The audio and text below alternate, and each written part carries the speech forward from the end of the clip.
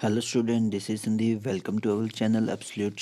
आज हम करने वाले हैं क्लास 9 सब्जेक्ट साइंस में से बायो का आपका ये लास्ट चैप्टर होने वाला है, इम्प्रूवमेंट इन फूड रिसोर्सेज। और आज की इस वीडियो में हम करने वाले हैं आपकी एनसीईआरटी की बुक में से इंटेक्स जितने भी क्वेश्चन हैं वो सभी क्वेश्चन आज की वीडियो में हम क्लियर पढ़ेंगे, उनको स्टडी करेंगे। तो चलिए स्टूडेंट, मूव करते हैं आज के अपने फर्स्ट टॉपिक की तरफ। तो आपकी बुक में सबसे पहला क्वेश्चन इंटेक्स क्वेश्चन है, what do you get from cereals, pulses, fruit and vegetables. तो सर बच्चों, सबसे पहले क्वेश्चन में आपको पूछा गया है कि बताइए आपको सीरियल्स से क्या मिलता है, पल्सेस से क्या मिलता है, फ्रूट से क्या मिलता है और वेजिटेबल्स से क्या मिलता है। बच्चों, सीरियल से हमें मिलते हैं कार्बोहाइड्रेट। और सीरियल क्या होता है? सीरियल जितने भी आपके अनाज वगैरह हैं, जैसे कि वीट हो गया, राइस हो गया, मेज़ हो गया, वार्ले हो गया, ओट हो गया, ये सब आपके किस में आते हैं? सीरियल्स में आते हैं। और इससे हमें इन सब से हमें क्या मिलता है? इन सब से हमें मिलता है कार्बोहाइड्रेट। और कार्बोहाइड्रेट हमारे लिए किस काम आता है? हमारे डे टू डे हमें जितना भी वर्क करना होता है वो हमें जितनी भी एनर्जी मिलती है वो कहाँ से मिलती है? कार्बोहाइड्रेट से ही मिलती है। तो स्टूडेंट, नेक्स्ट है पल्सेस। और पल्सेस से हमें क्या मिलता है? पल्सेस हमें देती हैं प्रोटीन्स। जितनी भी हमारी बॉडी को प्रोटीन की रिक्वायरमेंट होती है, मैक्सिमम जो वेजिटेरियन लोग जो होते हैं वो कहाँ से अपना प्रोटीन पूरा करते हैं? पल्सेस से पूरा करते हैं। फिर फ्रूट एंड वेजिटेबल से हमें जो एसेंशियल्स मिनरल्स होते हैं, विटामिन होते हैं और फाइबर होता है वो हमें कहाँ से मिलता है? फ्रूट एंड वेजिटेबल्स से। तो इसी के साथ है आपका फर्स्ट क्वेश्चन कंप्लीट होता है। चलिए स्टूडेंट, मूव करते हैं हम नेक्स्ट क्वेश्चन की तरफ। और आपकी इंटेक्स का नेक्स्ट क्वेश्चन है, नेक्स्ट क्वेश्चन है, why do biotic and abiotic factor affect the crop production. Next question में हमें पूछा गया है कि बताइए जो बायोटिक और एबायोटिक फैक्टर्स होते हैं वो कैसे क्रॉप प्रोडक्शन में इफ़ेक्ट करते हैं। उसको इफ़ेक्ट करने या इफ़ेक्ट करने का मतलब हो गया उसको बढ़ा भी सकते हैं, उसको इंक्रीज़ भी कर सकते हैं और डिक्रीज़ भी कर सकते हैं, कम भी कर सकते हैं। बच्चों, ये क्वेश्चन करने से पहले आपको पता होना चाहिए कि बायोटिक और एबायोटिक फैक्टर्स है क्या हैं। तो आपने प्रीवियस क्लासेस में भी पढ़ा होगा कि बायोटिक कौन सी चीज़ें हो जाती हैं? जो लिविंग थिंग्स हैं। जो लिविंग थिंग्स हैं वो कौन क्या हो जाती हैं? बायोटिक कंपोनेंट्स आप बोल सकते हैं, बायोटिक फैक्टर्स हो जाते हैं। और एबायोटिक कंपोनेंट और फैक्टर्स कौन सी हो जाती हैं? नॉन लिविंग थिंग्स, यानी ऐसी चीज़ें नॉन लिविंग थिंग्स जिससे किसी चीज़ पे इफेक्ट पड़े। तो सबसे पहले हम देख लेते हैं अपने बायोटिक फैक्टर्स। बायोटिक फैक्टर्स क्या हो जाएंगे? Living things. ये जैसे मैंने पहले बता दिया, बायोटिक का मतलब ही क्या होता है? Living things. अब लिविंग थिंग्स में क्या क्या क्रॉप प्रोडक्शन में इफेक्ट कर सकता है? इंसेक्ट कर सकते हैं, पेस्ट कर सकते हैं, Beed, fungi, bacteria and rodents. तो ये सब जो हमारे इंसेक्ट और जो कीड़े मकोड़े पाए जाते हैं फील्ड में, या फिर बीड्स जो खरपतवार होती है, या फिर फंगस लग सकता है, बैक्टीरिया लग सकता है, रोडेंट वगैरह जो चूहे वगैरह होते हैं हमारी फसलों में, तो क्रॉप्स में, उसके लिए बताया गया है। तो ये क्या करते हैं? डैमेज लीफ, ये लीव्स को डैमेज कर देंगे, स्टेम्स को डैमेज कर देंगे और ग्रेन्स को भी डैमेज कर देंगे। तो काफ़ी बार स्प्रेड डिजीज़ इन क्रॉप्स, ये डिजीज़ भी स्प्रेड कर सकते हैं। Complete with the crops for nutrition, light and space and reduce crop growth and yield. तो ये क्या करेंगे? जिसके कारण अगर क्रॉप्स को बीमारी लग गई है, या बैक्टीरिया लग गया है, फंगस लग गया है, जिससे क्या हो जाता है? जो जितने क्रॉप में जितना भी न्यूट्रिशन होता है वो क्या करते हैं? ये अब्जॉर्ब कर लेते हैं। और क्रॉप प्रोडक्शन हमारी क्या हो जाती है? रिड्यूस हो जाती है या टोटली ही ख़राब हो जाती है। फिर एबायोटिक फैक्टर्स क्या हो जाएंगे? एबायोटिक फैक्टर्स हो जाएंगे non living things like temperature. अब टेम्परेचर जो है वो तो नॉन लिविंग थिंग है। फिर रेनफॉल हो गया, sunlight, soil, nutrition, humidity, winds. तो ये सब फैक्टर्स आ जाएंगे किसमें? एबायोटिक फैक्टर्स में। अब ये कैसे क्रॉप की ग्रोथ को इफेक्ट करते हैं स्टूडेंट्स? अब देखिए, मान लीजिए कोई क्रॉप है जिसको क्या चाहिए? मॉडरेट टेम्परेचर चाहिए ग्रो करने के लिए, बिल्कुल। यानी कि मान लीजिए आप 20 से 25 डिग्री टेम्परेचर चाहिए। और मान लो कि अचानक से क्या होता है? गर्मी बढ़ जाती है। तो इससे क्या हो जाएगा? जो फसल होगी, या हमने अनाज खेतों में कुछ भी क्रॉप्स लगाई होंगी, वो क्या हो जाएंगी? जल जाएंगी, मर जाएंगी। और उसी सेम वे में तो रेनफॉल से भी काफ़ी ज़्यादा, रेनफॉल एसेंशियल तो है क्रॉप्स के लिए, बट अगर ज़्यादा मात्रा में हो जाए तो क्या हो सकता है, क्रॉप्स को डैमेज भी ये कर सकती है। तो सेम वे में सनलाइट, अब सनलाइट ज़्यादा होगी तो नेचुरल सी बात है, जो भी प्लांट क्रॉप हमने लगाई है तो वो उसके पत्ते क्या कर सकते हैं, जल सकते हैं, सड़ सकते हैं। तो फिर तो ये सब चीज़ें मिलके क्या कर सकती हैं, क्रॉप को इफ़ेक्ट कर सकती हैं। जैसे कि हमने लिखा हुआ है टू मच और too little rainfall, poor soil quality, droughts, forest frost and सब कैन डिस्ट्रॉय द क्रॉप। तो ये सब चीज़ें क्या है, क्रॉप्स को क्या कर सकती हैं, डैमेज कर सकती हैं, उसको डिस्ट्रॉय कर सकती हैं, जिससे जिससे हमारी प्रोडक्शन क्या हो सकती है, डिक्रीज़ हो सकती है। तो चलिए स्टूडेंट मूव करते हैं हमारे नेक्स्ट क्वेश्चन की तरफ। अब नेक्स्ट क्वेश्चन हमारा है, what are the desirable agronomical characteristics of the crop improvement. अब हमें नेक्स्ट क्वेश्चन में पूछा गया है, बताओ वो डिज़ायरेबल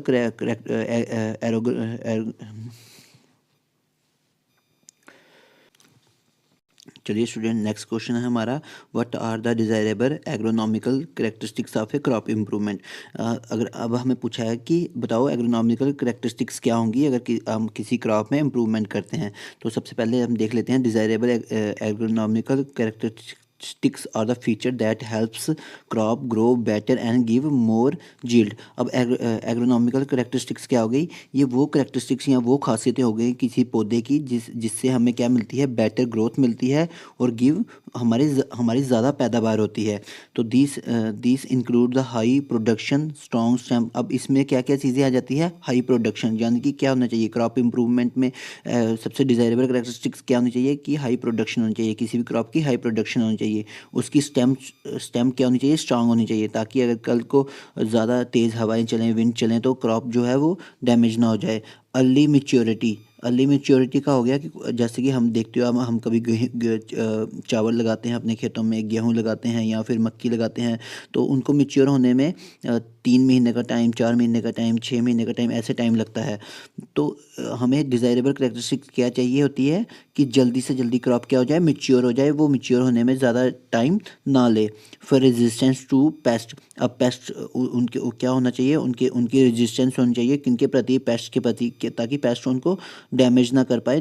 फिर डिजीज़ से भी उनको क्या होना चाहिए, उनकी इम्यूनिटी होनी चाहिए। और हार्श क्लाइमेट में भी वो सर्वाइव करने के लायक होनी चाहिए।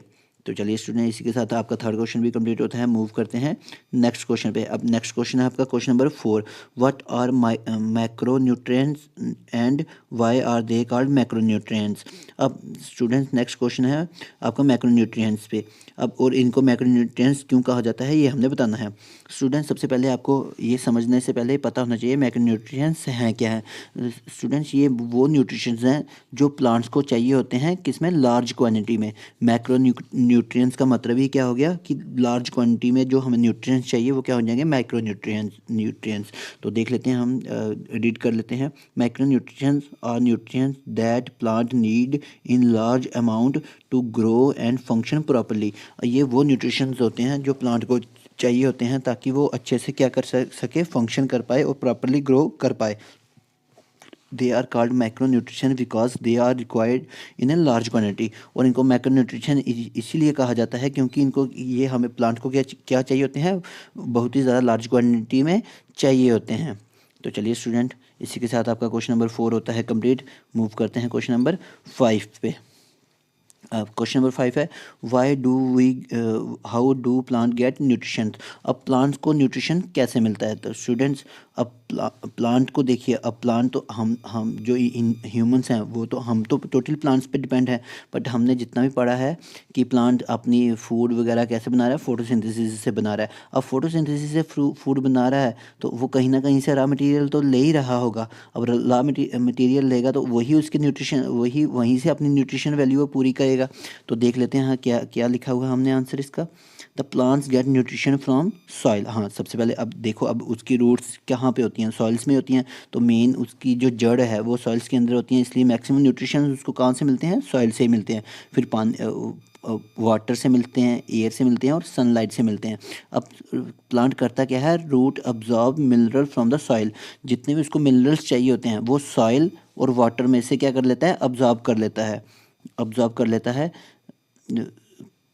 वाटर हेल्प्स ट्रांसपोर्ट दैम, ठीक है।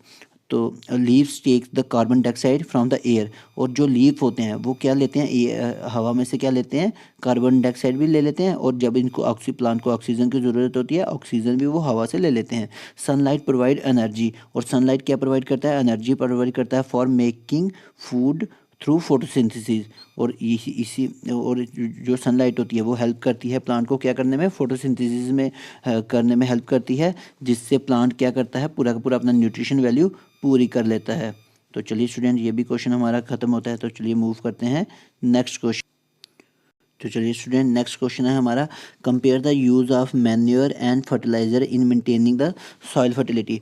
अब कह रहा है कि कंपेयर करके बताओ कि जो हम मैन्योर यूज़ कर रहे हैं, मैन्योर खाद यूज़ कर रहे हैं, फर्टिलाइज़र ये भी खाद ही होगी, बट क्या हो गई, केमिकल फर्टिलाइज़र्स, जो केमिकली तैयार किए जाते हैं या आर्टिफिशियली तैयार किए जाते हैं, उनको फर्टिलाइज़र बोला जाता है। जो नेचुरली तैयार किया जाता है हम उसे क्या बोलेंगे, उसे हम बोलेंगे मैन्योर, ठीक है। चलिए स्टूडेंट, तो देख लेते हैं मैन्योर क्या है। Manure and fertiliser both helps in maintaining the soil fertility. अब दोनों का काम क्या होता है, सॉइल की फर्टिलिटी को मेंटेन करना। तो मैन्योर क्या होते हैं, नेचुरल होते हैं, improving the soil structure and provide the nutrition slowly. अब ये क्या करते हैं, अब ये सॉइल में इम्प्रूवमेंट करते हैं, उसके स्ट्रक्चर को जैसा है वैसा ही रखते हैं, और न्यूट्रिशन प्रोवाइड करते हैं, स्लोली तरीके से प्रोवाइड करते हैं। बट अब फर्टिलाइज़र क्या करते हैं, ये केमिकल्स होते हैं, दे विच गिव न्यूट्रिशन क्विकली। अब ये न्यूट्रिशन बड़ी जल्दी तो देते हैं, but do not improve the soil quality, पर ये सॉइल की क्वालिटी को इम्प्रूव नहीं करते हैं, उल्टा क्या करते हैं, डैमेज कर देते हैं। तो ये है दोनों में फ़र्क। मैन्योर से आपने याद रखना है कि ये नेचुरल मैन्योर जो हम तैयार करते हैं, और फर्टिलाइज़र जब हम केमिकली मैन्योर की बात करेंगे तो उससे क्या कहा जाता है, फर्टिलाइज़र्स कहा जाता है। तो चलिए स्टूडेंट, ये भी क्वेश्चन आपका ख़त्म होता है। मूव करते हैं हम अपने नेक्स्ट क्वेश्चन की तरफ, जो आपका क्वेश्चन है क्वेश्चन नंबर 7। तब नेक्स्ट क्वेश्चन क्या है, why should preventive measures and biological control method be prefer for protecting crop. अब क्या नेक्स्ट क्वेश्चन में हमें पूछा गया है, बताइए जो प्रोटेक्टिव मेजर्स क्यों लिए जाते हैं एंड बायोलॉजिकल कंट्रोल मेथड क्यों अपनाए जाते हैं प्रोटेक्टिंग क्रॉप को प्रोटेक्ट करने के लिए, क्यों प्रिवेंट करने के लिए। तो स्टूडेंट देख लीजिए क्या हो जाएगा, preventive and biological control method protecting crop naturally. अब इनका क्या काम होता है, ये क्रॉप को नेचुरली प्रोटेक्ट करते हैं, they are safe and eco friendly. और क्योंकि ये सेफ हैं और इको फ्रेंडली हैं, helps to keep soil and crops healthy, और क्रॉप को हेल्दी करने में हेल्प करते हैं। तो वहीं पे हम जब केमिकल इंसेक्टिसाइड्स, पेस्टिसाइड्स या फिर वीडीसाइड्स का यूज़ करते हैं instead of biological control and preventive methods को लेके उनका यूज़ करते हैं, तो वो क्या होते हैं, हार्मफुल होते हैं। वो तो क्या करते हैं, जो अननेसेसरी चीज़ें होती हैं उनको तो ख़त्म करते ही करते हैं, बट साथ साथ में क्या क्या हो जाता है, ये साथ साथ में ये क्रॉप को भी डैमेज कर देते हैं, जिससे सॉइल की कंडीशन, क्रॉप कंडीशन क्या हो जाती है, वो भी डैमेज हो जाती है। तो इसी के साथ स्टूडेंट्स हमारा 7th क्वेश्चन भी कंप्लीट होता है। मूव करते हैं अपने क्वेश्चन नंबर 8 की तरफ। हमारा 8th क्वेश्चन है, what factors may be responsible for the loss of grain during the storage. अब कहता है जब हम कहीं पे अपने ग्रेन्स या अपना अनाज स्टोर कर रहे हैं तो वो कैसे डैमेज हो सकता है, या फिर उसमें क्या लॉसेस आ सकते हैं। तो स्टूडेंट देखिए क्या आंसर है इसका, एक बार रीड कर लेते हैं। Grains losses during the storage happen due to the pest. ये जो पेस्ट हो जाते हैं, हमारे कीड़े लग जाते हैं, कीड़े मकोड़े, कभी कभार मॉइस्चर लग जाता है, पानी लग जाता है, उससे भी सड़ जाता है। पुअर स्टोरेज, हाई टेम्परेचर, कभी कभार टेम्परेचर काफ़ी ज़्यादा फ्लक्चुएट होता है, उससे भी ज़्यादा ग्रेन हमारे ख़राब हो सकते हैं। एंड माइक्रो ऑर्गेनिज्म, तो कभी कभार माइक्रो ऑर्गेनिज्म भी वहाँ पैदा हो सकते हैं, वो जिससे क्या होता है, पूरे के पूरा डैमेज, हमारी जो क्रॉप है या फिर हमारे ग्रेन्स हैं वो स्पॉइल हो जाते हैं और डैमेज हो जाते हैं। तो चलिए स्टूडेंट, ये भी आपका क्वेश्चन नंबर 8 भी कंप्लीट होता है। तो मूव करते हैं हमारे क्वेश्चन नंबर 9 पे। हमारा क्वेश्चन नंबर 9 है, which method are commonly use for the improvement for cattle breed and why. अब कह रहा है कॉमनली मेथड कौन सा यूज़ किया जाता है हमारा कैटल ब्रीड्स करने के लिए। तो स्टूडेंट्स इसमें हमारे मेथड किया जाता है क्रॉस ब्रीडिंग। अब क्रॉस ब्रीडिंग क्या होती है स्टूडेंट्स, आपने भी देखा होगा कि जानवर जो होते हैं अलग अलग टाइप के होते हैं और हर एक जानवर की अलग अलग खासियत ज़रूरत होती है। जैसे कि हम अपने इंडिया की बात कर लें, हमारे इंडिया में काफ़ी ज़्यादा गाय की वैरायटीज़ पाई जाती हैं। अब कुछ गायें गायें ऐसी होती हैं जो ज़्यादा दूध देती हैं, कुछ गायें ऐसी होती हैं वो ज़्यादा दूध तो नहीं देती हैं, बट उनकी जो देखभाल करना है या उनकी जो केयर है उसको करना आसान है। जैसे कि उनको बीमारियां कम लगेंगी, उनको खाने के लिए हाई प्रोटीन डाइट भी नहीं चाहिए होगी, तो वो सर्वाइव यानी कि नेचुरली सर्वाइव कर लेती हैं। तो ऐसा ही क्या किया जाता है, हमारे फार्मर्स के द्वारा किया जाता है कि अलग अलग टाइप्स की गायें को या कैटल्स को आपस में क्या किया करवाया जाता है, ब्रीड करवाया जाता है, ताकि एक ऐसी ब्रीड निकल के आए जो बिल्कुल उनको डिज़ायरेबल करेक्टरिस्टिक प्रोवाइड कर पाए। तो चलिए स्टूडेंट्स देख लेते हैं हमने क्या लिखा है आंसर में। The method commonly use for the improvement for cattle breeding और selective breeding and cross breeding. तो कौन कौन सा हो गया, selective breeding and cross breeding.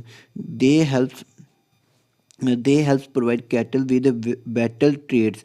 अब ये क्या करता है हमें कि एक कैटल में बेटर ट्रेड्स लाने में हेल्प करता है, लाइक हाई मिल्क यील्ड। ये अभी मैंने जो गाय की एग्जांपल दी उसी में बताया कि ताकि हमारी जो मिल्क की पैदावार हो ज़्यादा हो, ग्रोथ क्या हो, फास्ट हो, एंड क्या होनी चाहिए, डिजीज़ रेजिस्टेंस होनी चाहिए, कि डिजीज़ के प्रति उनकी रेजिस्टेंस होनी चाहिए। तो चलिए स्टूडेंट, इसी के साथ आपका क्वेश्चन नंबर 9 भी ख़त्म होता है। मूव करते हैं हमारे क्वेश्चन नंबर 10 पे।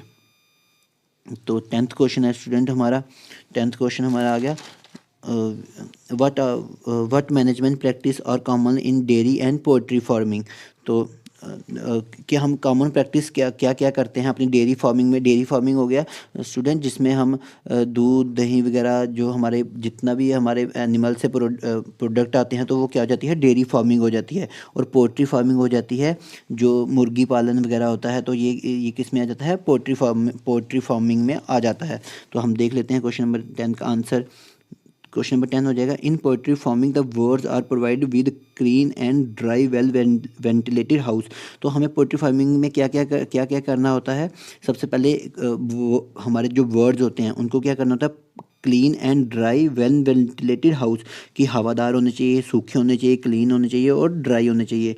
दे फीड बैलेंस डाइट, और उनको बैलेंस डाइट फीड करनी चाहिए। And give fresh water regularly, और उनको क्या देना है, फ्रेश वाटर देना है regularly. Vaccination and disinfection done prevent to diseases. अब हमें क्या करना है, उनकी बार बार टाइम टू टाइम वैक्सीनेशन करनी है ताकि उनमें जो हो बीमारियां ना फैले। प्रॉपर वेस्ट डिस्पोज मेंटेन करना है, उनका जो वेस्ट निकल रहा है उसका प्रॉपर डिस्पोज करना है, प्रॉपर डिस्पोज मैनेजमेंट करना है, वेस्ट मैनेजमेंट करना है, ताकि हाइजीन्स बना रहे। And keep the words healthy and productive, जिसके कारण क्या हो जाएगा, हमारे वर्ड्स जो होंगे वो हेल्दी रहेंगे और प्रोडक्टिव रहेंगे। चलिए स्टूडेंट, इसके साथ आपका 10th क्वेश्चन भी होता है कंप्लीट। मूव करते हैं हमारे क्वेश्चन नंबर। तो ये स्टूडेंट देखिए हमारा क्वेश्चन क्या, 11th क्वेश्चन क्या कहता है। 11th क्वेश्चन है स्टूडेंट्स, हमारा 11th क्वेश्चन है, what are the difference between broilers layers in their management. अब स्टूडेंट सबसे पहले आपको पता होना चाहिए बॉयलर्स क्या होते हैं बच्चे। ये वो एनिमल्स या वो बर्ड्स होते हैं या हैंस होती हैं जिनको पाला जाता है, किसके लिए, मीट के लिए पाला जाता है। और लेयर्स जो होते हैं इनको पाला जाता है इनके एग्स के लिए। तो स्टूडेंट चलिए देख लेते हैं हमने आंसर में क्या लिखा है। Broilers are reared for meat and grow very fast. तो यही मैंने बताया, बॉयलर्स किसके लिए पाले जाते हैं, सिर्फ और सिर्फ मीट के लिए पाले जाते हैं, और इनकी ग्रोथ क्या होती है, काफ़ी ज़्यादा फास्ट होती है। अब ज़्यादा फास्ट ग्रोथ करने के लिए इनको अच्छी डाइट चाहिए होगी, हाई प्रोटीन डाइट चाहिए होगी, तो इसलिए इनको क्या पड़ेगा, so they need high protein food and warm housing. तो इनको ज़्यादा प्रोटीन चाहिए होता है, और इनकी हाउसिंग क्या होनी चाहिए, गर्म होनी चाहिए। फिर layers are reared for eggs. अभी भी मैंने बताया लेयर्स को किस लिए पाला जाता है, सिर्फ और सिर्फ एग्स के लिए पाला जाता है।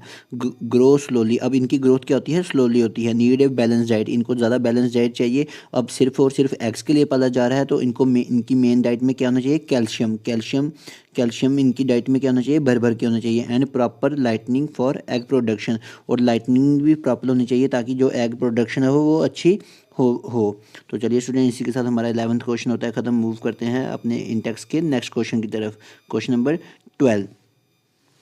अब क्वेश्चन नंबर 12 क्या है students, how are fish obtained, fish को कैसे ऑब्टेन किया जाता है। तो फिश को कैसे ऑब्टेन कर लेते हैं, fish are obtain by fishing and fish farming. या तो फिशिंग करेंगे हम किसी भी नेचुरल सोर्स में जाके हम फिशिंग कर सकते हैं वहाँ पे, या फिर हम फिश फार्मिंग कर सकते हैं। Fishing is done by catching fish from natural water bodies. तो फिशिंग का क्या मतलब हो गया कि नेचुरल बॉडीज से जाके जब हम फिश पकड़ते हैं तो उसे क्या कहेंगे, फिशिंग कहेंगे। Like rivers, lakes, seas using net and boats. While fish farming क्या हो जाता है, fish farming include rearing of fish in ponds, tank, reservoirs under control conditions.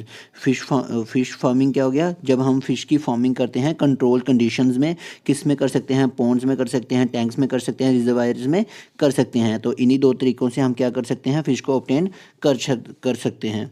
तो चलिए स्टूडेंट, इसी के साथ क्वेश्चन नंबर 11 भी हमारा होता है ख़त्म। चलिए मूव करते हैं क्वेश्चन नंबर 13 पे। What are the advantages of composite fish culture. अब कंपोजिट फिश कल्चर क्या हो गया स्टूडेंट्स, ये हो गया the composite fish cultures have the following advantages. अब इसकी क्या क्या एडवांटेजेस होती हैं, different fishes feed at different levels of water, so there is no competition for food. अब क्या किया जाता है स्टूडेंट, कंपोजिट फिश कल्चर में क्या किया जाता है, डिफरेंट डिफरेंट ब्रीड्स की फ़िश सेम ही पॉन्ड्स में डाल दी जाती है। क्यों डाल दी जाती है स्टूडेंट्स, क्योंकि अब इनका फीडिंग सिस्टम जो होता है, जो इनका फीडिंग लेवल होता है वो डिफरेंट होता है। तो इसी कारण जहाँ भी हमने अगर एक साथ पाल भी रहे हैं इनको या रेयरिंग कर भी रहे हैं इनकी, तो इनका फूड के अकॉर्डिंग कंपटीशन नहीं होता है। ठीक है, it makes the full use of all food resources in the pond. और क्या होता है कि ये जितना भी फूड फिर पॉन्ड में डाला जाता है वो फुली यूटिलाइज कर दिया जाता है, क्योंकि डिफरेंट डिफरेंट पॉन्ड फिश होंगी और डिफरेंट डिफरेंट लेवल्स पे होंगी, तो फूड की वेस्टेज बड़ी ही कम होती है। Fish production is higher compare to the rearing of single process. और इससे क्या होता है, जो फिश की प्रोडक्शन होती है वो ज़्यादा होती है एज़ कम्पेयर टू अगर हम किसी एक सिंगल स्पीसीज़ को पाल रहे हैं, एज़ कम्पेयर टू अगर हम मल्टीपल स्पीशीज़ को सेम टाइम पे पाल रहे हैं। तो it gives more profit to the farmer, जिससे फार्मर्स को भी क्या होता है, ज़्यादा प्रॉफिट होता है। It helps in efficient use of pond space, और पॉन्ड की जो स्पेस होती है वो भी अच्छे से यूटिलाइज हो जाती है। तो चलिए स्टूडेंट, इसी के साथ हमारा क्वेश्चन नंबर 13 भी होता है कंप्लीट। चलिए मूव करते हैं हमारे क्वेश्चन नंबर 14 की तरफ। तो 14th क्वेश्चन देखिए स्टूडेंट्स क्या है, what are the desirable characteristics of a bee variety suitable for honey production. तो बता रहा है कि बताओ एक बी, अगर हम बी फार्मिंग कर रहे हैं तो एक बी फार्मिंग कर रहे हैं उसमें डिजायरेबल कैरेक्टरिस्टिक्स क्या होनी चाहिए एक बी में। तो क्या होनी चाहिए, they should be and produce a large amount of honey. सबसे पहले वो क्या, बी जो होनी चाहिए वो कैपेबल होनी चाहिए, किस बात के लिए कैपेबल होनी चाहिए, कि वो लार्ज अमाउंट में हनी प्रोड्यूस कर पाए। ठीक है student, they should be give good breeding capacity. अब उनकी ब्रीडिंग कैपेसिटी भी क्या होनी चाहिए, ज़्यादा होनी चाहिए। एंड लार्ज नंबर और लार्ज कॉलोनीज, और वो क्या करें, बड़ी बड़ी कॉलोनीज बनाएं। ठीक है, there should be an gentle in nature and stingless. और वो क्या होनी चाहिए, आपको भी पता है आपको भी शायद किसी न किसी ने मधुमक्खी ने काटा होगा, वो मधुमक्खियाँ काफ़ी ज़्यादा गुस्सेल वाली होती हैं। जैसे ही कोई उनके छत्ते के पास जाए तो वो क्या कर देती हैं, उनको डंग लगा देती हैं। बट डिज़ायरेबल करेक्टरिस्टिक्स हमें चाहिए क्या, कि वो थोड़ी सी जेंटल होनी चाहिए इन नेचर, ज़्यादा वायलेंट नहीं होनी चाहिए। और क्या होनी चाहिए, स्टिंगलेस, यानी कि उसमें कांटा भी नहीं होना चाहिए ताकि वो आपको काट भी ना पाए। There should have resistance to disease and pest. और उनके अंदर क्या होनी चाहिए, एक रेजिस्टेंस होनी चाहिए, किसके प्रति, डिजीज़ और पेस्ट के प्रति रेजिस्टेंस होनी चाहिए। They should stay in hives for a long time and not to migrate easily. अब उनके अंदर एक होना चाहिए कि वो हमेशा हाइव के साथ रहें। हाइव हो गया स्टूडेंट छत्ता, वो हमेशा अपने छत्ते के साथ रहें, और for a long time and not migrate easily, और वो ईजली माइग्रेट भी ना करें। माइग्रेट हो गया एक जगह से दूसरी जगह मूव करना, माइग्रेट भी ना करें। तो इसी के साथ स्टूडेंट्स हमारा 14th क्वेश्चन भी होता है ख़त्म। तो मूव करते हैं हमारे 15th क्वेश्चन की तरफ। तो हमारा 15th क्वेश्चन है student, what is pasturage and how it is related to the honey production. ठीक है स्टूडेंट, देखिए क्या है इसका answer. Pasturage refers to the ability of flowering plant that provide nectar and pollen to honey bees. अब हनी बीज को जहाँ से पोलन और नेक्टर मिलता है तो उसी फ्लावर्स को क्या कहेंगे, पास्टरेज कहेंगे। ठीक है, it is directly affect the quality and quantity of honey production. अब ये क्या कर सकता है, ये दोनों ये डायरेक्टली इफ़ेक्ट करता है किसकी, क्वालिटी को भी इफ़ेक्ट करता है, क्वांटिटी को भी इफ़ेक्ट करता है। जितनी अच्छी क्वालिटी में हमें फ्लावर्स मिलेंगे, जितनी अच्छी क्वालिटी में हमें फ्लावर्स मिलेंगे, उतनी ही अच्छी क्वालिटी में जो बीज होंगी वो क्या बनाएंगी, हनी बना पाएंगी। इसी के साथ स्टूडेंट हमारे जो इंटेक्स क्वेश्चन थे वो कंप्लीट होते हैं। 15 के 15 क्वेश्चन हमने कर लिए हैं। 15 के जितने भी इंटेक्स आपके इंटेक्स क्वेश्चन थे आपकी बुक में, वो मैंने सारे यहाँ पे आपको एक्सप्लेन कर दिए हैं। तो मैं वो आशा करता हूँ कि मैं जितना भी मैंने आपको बताया है या समझाया है आपको अच्छे से समझ में आ गया।